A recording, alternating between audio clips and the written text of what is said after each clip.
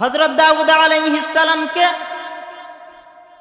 আল্লাহ সুবহানাহু ওয়া তাআলা ডাক দিয়ে বলবেন, হে দাউদ, আমি আল্লাহ সুবহানাহু ওয়া তাআলা তোমাকে এত সুন্দর কণ্ঠ দান করেছিলাম। হে দাউদ, তুমি আজকে এই সমস্ত জান্নাতবাসীর সামনে তুমি আমার কালামুল্লাহ শরীফ থেকে তেলাওয়াত করো। হযরত দাউদ আলাইহিস সালাম তখন সূরা মুলক আপনার আমার সামনে তেলাওয়াত করবে। যদি আপনি আমি জান্নাতে যেতে পারি, তাহলে আমরা সেদিন হযরত দাউদ আলাইহিস সালামের মুখ থেকে সূরা মুলক আমি আপনি শুনতে পারবো।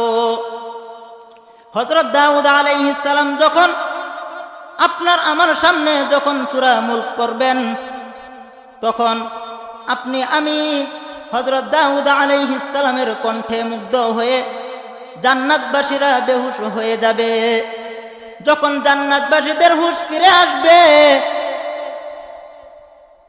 আল্লাহর রাসূল সাল্লাল্লাহু আলাইহি ওয়াসাল্লামকে আল্লাহ তাআলা ডাক দিয়ে বলবেন, ইয়া রাসূলুল্লাহ, ইয়া হাবিবাল্লাহ, আমি আল্লাহ সুবহানাহু ওয়া তাআলা আপনার উপর এই কুরআন নাজিল করেছিলাম। আপনি আজকে এই সমস্ত জান্নাতবাসীর সামনে কুরআন থেকে তেলাওয়াত করুন। আমি আল্লাহ সুবহানাহু ওয়া তাআলা এই কুরআনকে পাহাড়ের উপর আমি নাজিল করতে চেয়েছিলাম, পাহাড় এর ভার গ্রহণ করতে চাইনি। ইন্না আরাদনাল আমানাতা আলাস সামাওয়াতি ওয়াল আরদি ওয়াল জিবাল ফাআবাইনা আন ইয়াহমিলনাহা ওয়া আশফাকনা মিনহা ওয়া হামালাহাল ইনসান ইন্নাহু কানা যালুমান জাহুলা।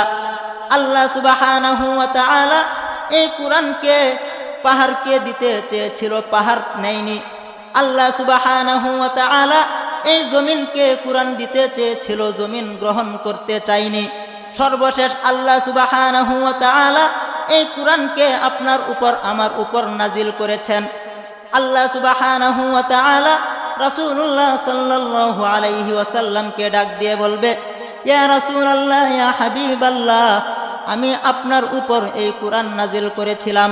আপনি আজকে সমস্ত জান্নাতবাসীকে এই কুরআন থেকে কুরআন তেলাওয়াত করে শোনান। তখন আল্লাহ সুবহানাহু ওয়া তাআলার আদেশে আল্লাহর রাসূল সাল্লাল্লাহু আলাইহি ওয়াসাল্লাম আপনাকে আমাকে যদি আমরা জান্নাতে যেতে পারি, সমস্ত জান্নাতবাসীগণ আল্লাহর রাসূল সাল্লাল্লাহু আলাইহি ওয়াসাল্লাম বারিক আলা মুহাম্মাদিন ওয়া আলা আলি মুহাম্মাদ কামা বারাকতা আলা ইব্রাহিম ওয়া আলা আলি ইব্রাহিম ইন্নাকা হামিদুম মাজিদ। আলহামদুলিল্লাহ, আমরা সকলেই মহান রব্বুল আলামিনের দরবারে শুকর আদায় করি, যে মহান রব্বুল আলামিন আপনাকে আমাকে মসজিদে আসার তৌফিক দান করেছেন। এজন্য আমরা সকলে অন্তরের অন্তঃস্থল থেকে বলি আলহামদুলিল্লাহ।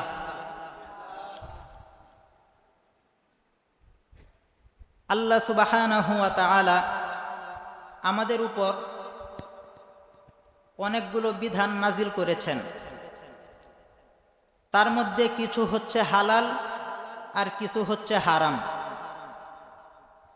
যেরকম আমাদের জন্য আল্লাহ সুবহানাহু ওয়া তাআলা নামাজ পড়া বাধ্য করেছেন, রোজা রাখা আমাদের উপর ফরজ করে দিয়েছেন, হজ করা যদি আমাদের সামর্থ্য থাকে তাহলে আমাদের উপর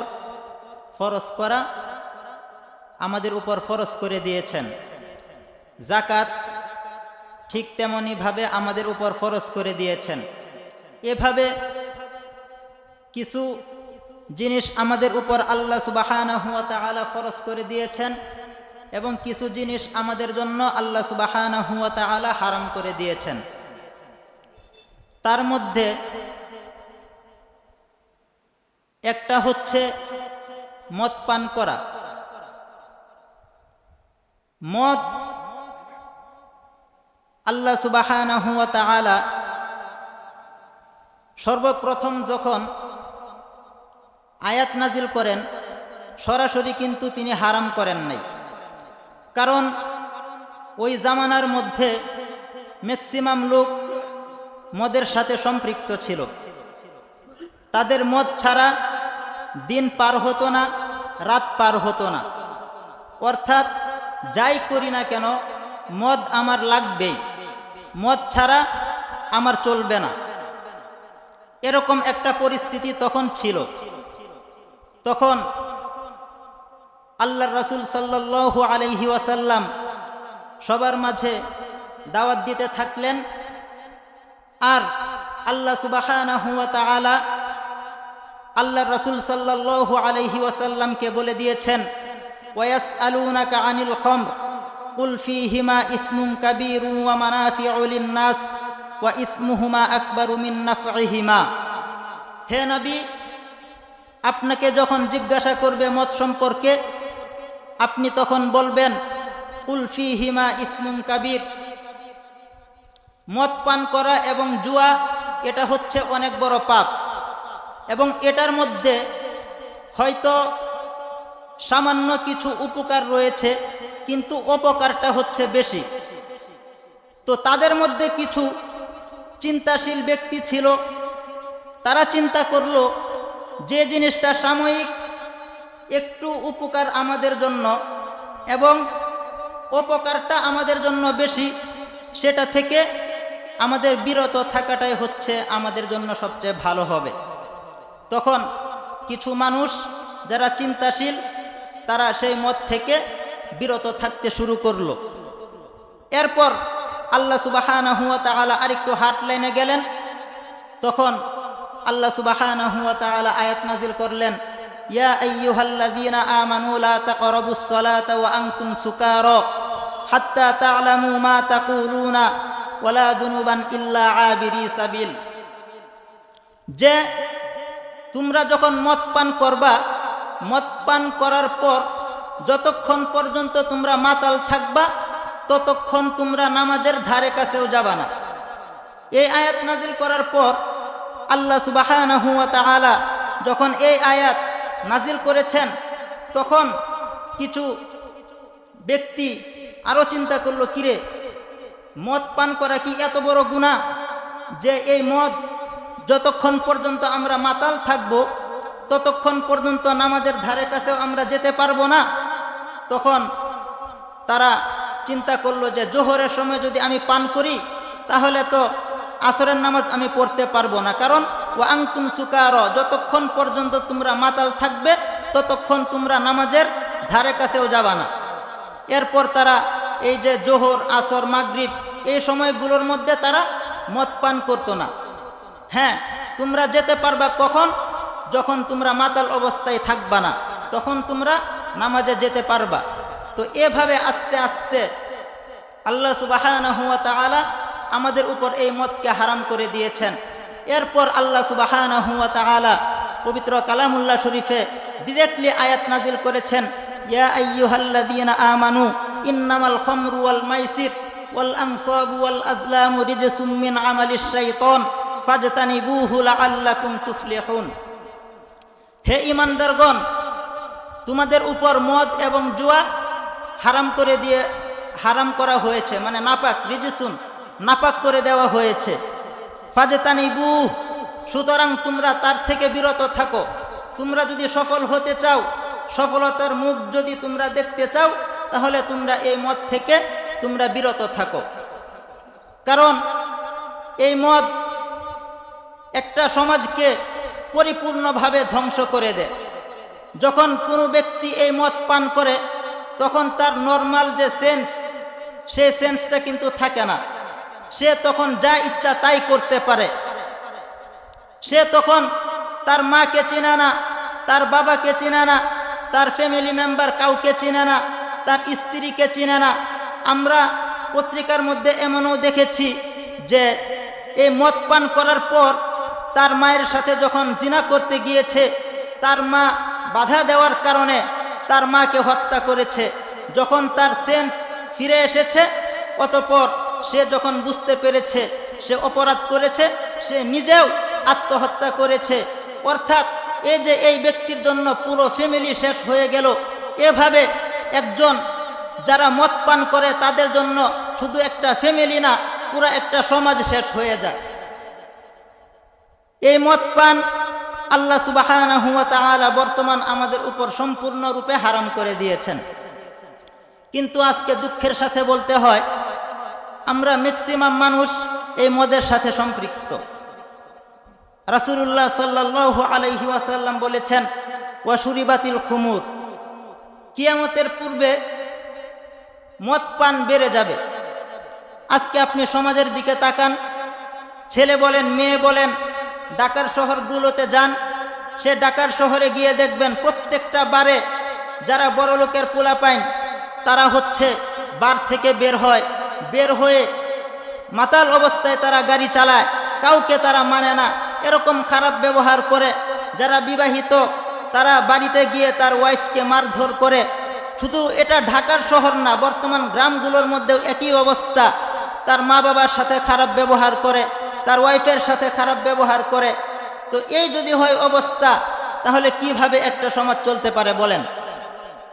অতএব এই মদ পান থেকে আমাদেরকে অবশ্যই বিরত থাকতে হবে। মদ পানের সাথে আরেকটা বিষয় হচ্ছে, আমরা যে ধূমপান করি এটাও খুবই একটা গুরুত্বপূর্ণ বিষয়।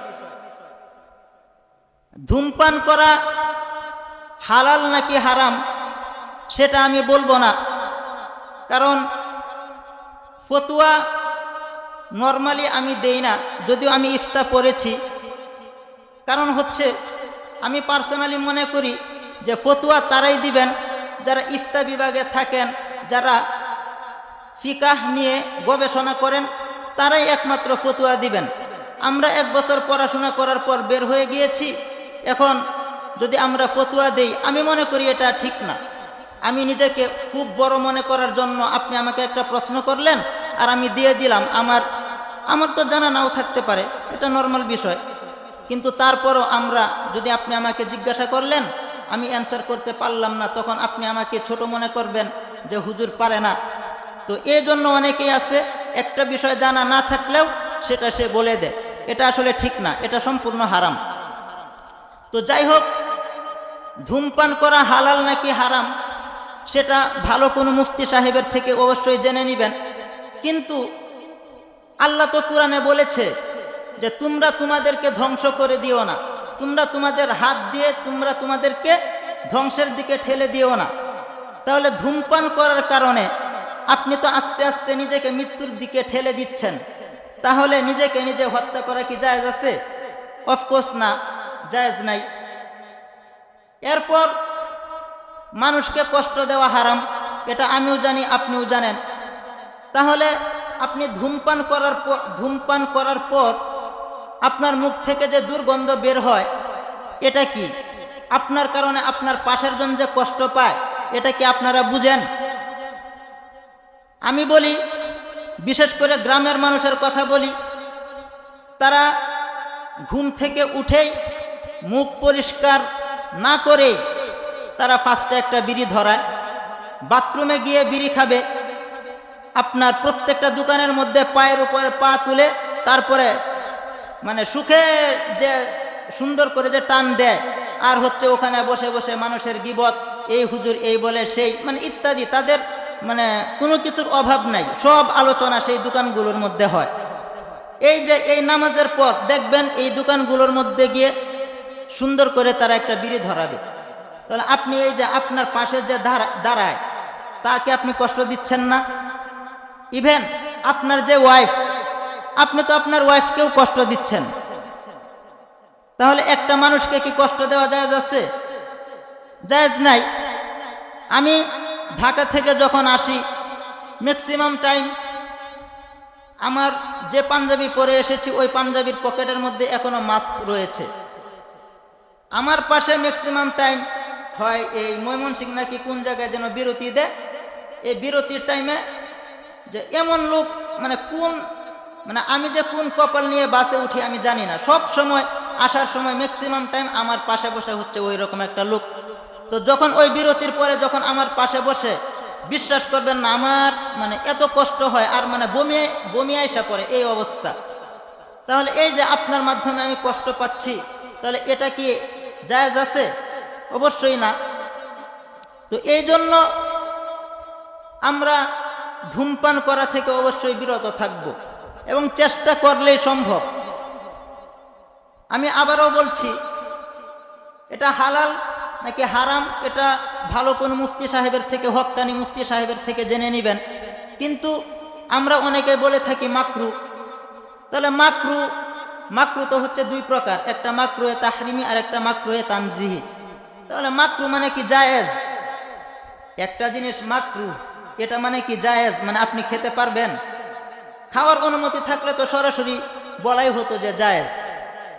তাহলে আমরা এটাকে ঘুরিয়ে ফিরিয়ে এরপরে মাকরু বলে ইত্যাদি জর্দার সাথে আবার এটাকে আমরা কম্পেয়ার করি, মানে এভাবে আর কি, যেভাবে আর কি জায়েজ বানানো যায় আমরা ওইভাবেই আর কি খাওয়ার চেষ্টা করি, মানে খাই দেখে আমরা জায়েজ বানাই। আসলে এটা ঠিক না। তো কথা হচ্ছে যে আমরা যত ধরনের মদ পান আছে, ফেনসিডিল বলেন, গাঁজা বলেন, সব কিছু থেকে আমরা বিরত থাকার চেষ্টা করব। রাসূলুল্লাহ সাল্লাল্লাহু আলাইহি ওয়াসাল্লাম যখন মেরাজের মধ্যে গিয়েছেন, তিনি জাহান্নামের মধ্যে গিয়ে দেখেন যে মানুষদেরকে পুজ আর রক্ত খাওয়ানো হচ্ছে। রাসূলুল্লাহ সাল্লাল্লাহু আলাইহি ওয়াসাল্লাম জিবরাইল আলাইহিস সালামকে জিজ্ঞাসা করলেন, ইয়া রাসূলুল্লাহ, জিবরাইল আলাইহিস সালামকে জিজ্ঞাসা করলেন, হে জিবরাইল, এরা কারা? তখন জিবরাইল আলাইহিস সালাম বললেন, এরা হচ্ছে দুনিয়ার মধ্যে মদ পান করত। তো এই যে মদ পান করার কারণে রক্ত, পচা রক্ত আর পুজ খাওয়ানো হচ্ছে, তাহলে আপনি কি এটা চান? আপনি মদ পান খাওয়ার পর 40 দিন পর্যন্ত তো নামাজই কবুল হয় না, 40 দিন আপনার নামাজই তো হবে না। আপনি একটা সিগারেট খাইয়ে আইসা সুন্দর করে নামাজে দাঁড়ায় গেলেন, মুখে দুর্গন্ধ। আপনি যদি এখন প্রধানমন্ত্রীর সামনে যান বা আপনাকে যদি একটা ইনভাইটেশন লেটার পাঠানো হয়, তখন আপনি কিভাবে যাবেন? মুখ টুক পরিষ্কার করে, শেভ করে, দরকার হয় ক্লিন শেভ করবেন। তাহলে এইভাবে পরিষ্কার হয়ে পরিচ্ছন্ন হয়ে এরপরে যাবেন। আর আপনি আল্লাহর সামনে দাঁড়াচ্ছেন যেভাবে ইচ্ছা সেভাবে। তো এগুলো তো একটু আমাদের চিন্তা করা উচিত। এরপর আপনার ফুসফুসে তো আপনি নিজেকে নিজে ধ্বংস করে দিচ্ছেন, নিজের হাতে নিজে সব কিছু ধ্বংস করে দিচ্ছেন। তো এই জন্য আমরা সব ধরনের মাদক থেকে আমরা বিরত থাকার চেষ্টা করব। জান্নাতের মধ্যে আমরা যারা যাব, সেখানে কিন্তু আমরা আল্লাহ সুবহানাহু ওয়া তাআলা আমাদেরকে সেখানে মদ পান করার অনুমতি দিবেন। হাদিসের মধ্যে এসেছে জান্নাতের মধ্যে একটা মাহফিল হবে, সেই মাহফিলের মধ্যে সভাপতি থাকবেন স্বয়ং আল্লাহ সুবহানাহু ওয়া তাআলা। হযরত দাউদ আলাইহিস সালামকে আল্লাহ সুবহানাহু ওয়া তাআলা ডাক দিয়ে বলবেন, হে দাউদ, আমি আল্লাহ সুবহানাহু ওয়া তাআলা তোমাকে এত সুন্দর কণ্ঠ দান করেছিলাম। হে দাউদ, তুমি আজকে এই সমস্ত জান্নাতবাসীর সামনে তুমি আমার কালামুল্লাহ শরীফ থেকে তেলাওয়াত করো। হযরত দাউদ আলাইহিস সালাম তখন সূরা মুলক আপনার আমার সামনে তেলাওয়াত করবে। যদি আপনি আমি জান্নাতে যেতে পারি, তাহলে আমরা সেদিন হযরত দাউদ আলাইহিস সালামের মুখ থেকে সূরা মুলক আমি আপনি শুনতে পারবো।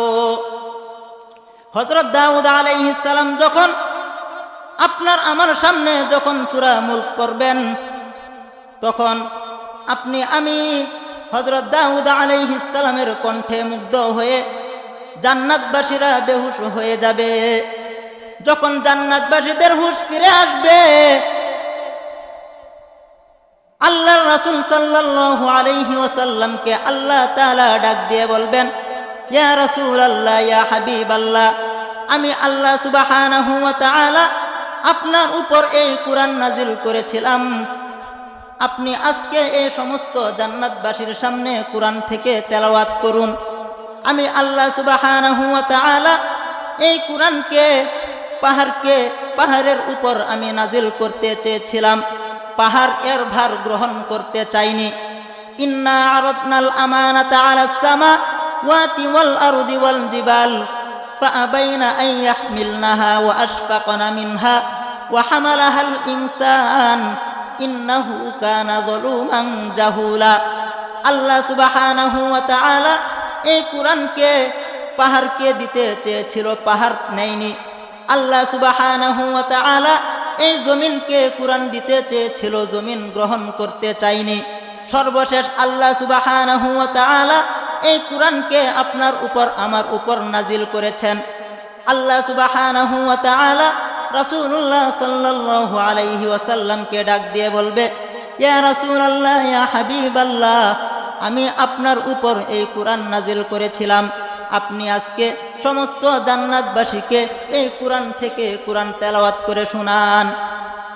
তখন আল্লাহ সুবহানাহু ওয়া তাআলার আদেশে আল্লাহর রাসূল সাল্লাল্লাহু আলাইহি ওয়াসাল্লাম আপনাকে আমাকে যদি আমরা জান্নাতে যেতে পারি, সমস্ত জান্নাতবাসীগণ আল্লাহর রাসূল সাল্লাল্লাহু আলাইহি ওয়াসাল্লামের মুখ থেকে সূরা ইয়াসিন জান্নাতবাসীগণ শুনবে। আল্লাহর রাসূল সাল্লাল্লাহু আলাইহি ওয়াসাল্লাম যখন তেলাওয়াত করবে, হাদিসের মধ্যে এসেছে আল্লাহর রাসূল সাল্লাল্লাহু আলাইহি ওয়াসাল্লামের কণ্ঠে মুগ্ধ হয়ে জান্নাতবাসীগণ 40,000 বছর পর্যন্ত তারা বেহুশ হয়ে থাকবে।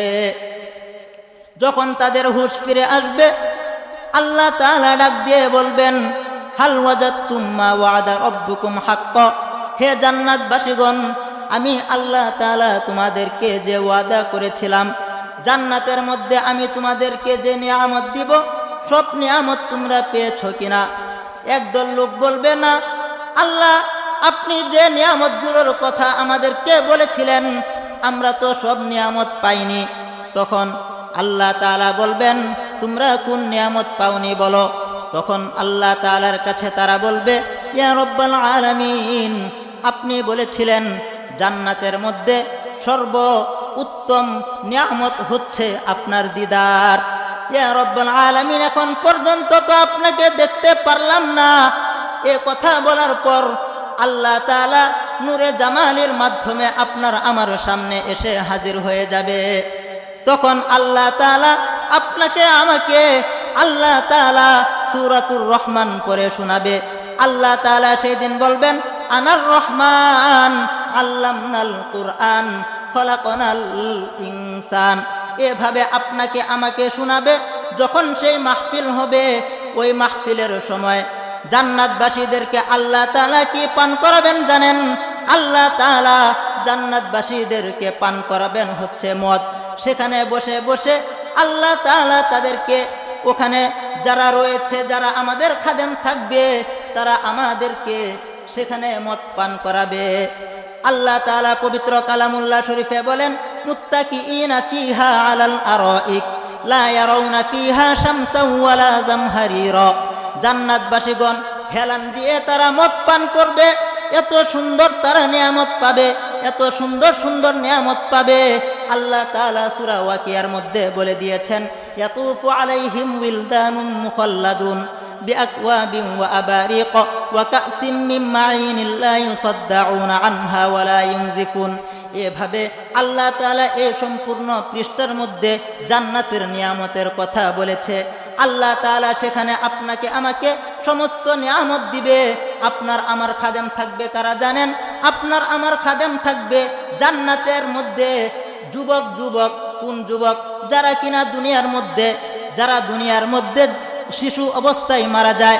আবার অন্য মুফাসসিরগণ বলেছেন, হিন্দু যে ছেলে মেয়েরা ছোট অবস্থায় মারা যায়, জান্নাতের মধ্যে তাদেরকে আল্লাহ তাআলা আমাদের সেবক হিসাবে দাঁড় করাবে। তো এভাবে এত নিয়ামত আল্লাহ তাআলা আপনাকে আমাকে দিবে। সব কিছু যে দিবে, এটা তো এমনি এমনি দিবে না। আপনি আমি যদি দুনিয়ার মধ্যে যদি মদ পান করি, আপনি আমি কিন্তু সেই নিয়ামত পাবো না। জান্নাতের মধ্যে হুর, এই হুর তো আপনি আমি পাবো না। লাম ইয়াতামিসহুন্না ইনসুন ক্বাবলাহুম ওয়ালা জান। এমন হুর আল্লাহ তাআলা দিবেন যে হুরকে ইতিপূর্বে কেউ তাদেরকে স্পর্শ পর্যন্ত করে নাই। তাহলে এখন যদি আপনি যা ইচ্ছা তা করেন, আপনার মন চাচ্ছে, আপনার যা ইচ্ছা আপনি সেভাবে চলাফেরা করছেন, আল্লাহ তাআলার হুকুম আহকাম মানছেন না, তাহলে তো আপনি আমি সেই জান্নাতেও যেতে পারবো না, হুরদের কেউ পাবো না। ওয়া হুরুন আইন, সেখানে আল্লাহ তাআলা আপনাকে আমাকে হুর দান করবেন। তাহলে আমরা কি সেই জান্নাতে যেতে চাই না? অবশ্যই চাই।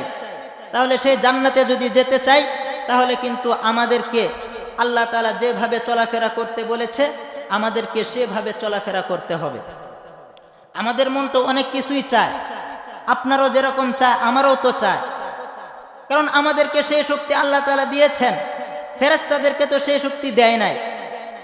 আপনারা তো জানেন যে 2 ফেরেশতাকে তো এখনো ঝুলিয়ে রাখা হয়েছে, কারণ তারা বলেছিল যে ইয়া রব্বুল আলামিন, এই বান্দারা তারা তো দুনিয়ার মধ্যে গিয়ে এরকম করে সেরকম করে বিভিন্ন কমপ্লেন আল্লাহ তাআলাকে করে। তখন আল্লাহ তাআলা বলেছিল যে আমি যদি সেই যোগ্যতা সেই শক্তি যদি তোমাদেরকে দেই তাহলে তোমরাও সেই গুনাহ করবা। তারপরে তাদেরকে সেই যৌবনের শক্তি দিয়ে আল্লাহ তাআলা দুনিয়াতে পাঠিয়েছিল। এরপর আবার সেখান থেকে আল্লাহ সুবহানাহু ওয়া তাআলা 2টা সুন্দর মেয়েকেও পাঠিয়েছিল। তাদেরকে দেখে তারপরে তারা তাদের ওই 2 ফেরেশতা তারা তাদের যে দায়িত্বের কথা ভুলে গিয়েছিল। তো যাই হোক, এটা অন্য এক ঘটনা। কিন্তু এভাবে আল্লাহ তাআলা যেহেতু আমাদেরকে শক্তি দিয়েছে, আমাদের মাধ্যমে গুনাহ হয়ে যেতে পারে, কিন্তু গুনাহ সেটা আবার আমরা যেন আল্লাহ তাআলার দরবারে ফিরে আসি। লা তাকুনাতু মির রাহমাতিল্লাহ, যত বড় গুনাহ হোক না কেন আমরা যদি আল্লাহ তাআলার কাছে তাওবা করি, ইনশাআল্লাহ আল্লাহ তাআলা অবশ্যই অবশ্যই আপনাকে আমাকে মাফ করে দিবে। আর যদি তাওবা ছাড়া আপনি আমি মৃত্যুবরণ করি, তাহলে কিন্তু আপনার আমার স্থান হবে জাহান্নাম। আর আপনি আমি আমাদের লাইফটাকে যেভাবে পরিচালনা করব, আপনার আমার মৃত্যু কিন্তু সেভাবেই হবে। অর্থাৎ আপনি যদি ভেবে থাকেন আমি একভাবে চলতে থাকি, এরপরে আমি এক সময় তাওবা করে ফিরে আসব, এই চিন্তা কিন্তু ভুল, এটাও একটা শয়তানের ধোঁকা। আপনি যেভাবে আপনার জীবনটাকে পরিচালনা করছেন, ঠিক আপনার মৃত্যু ওইভাবেই হবে। কিন্তু আপনি ভাববেন না যে আপনি মৃত্যুর আগে আপনি লা ইলাহা ইল্লাল্লাহু মুহাম্মাদুর রাসূলুল্লাহ পরে আপনি মৃত্যুবরণ করবেন, এত সহজ হবে না। মৃত্যুর স্বাদ কিন্তু খুবই ভয়ঙ্কর।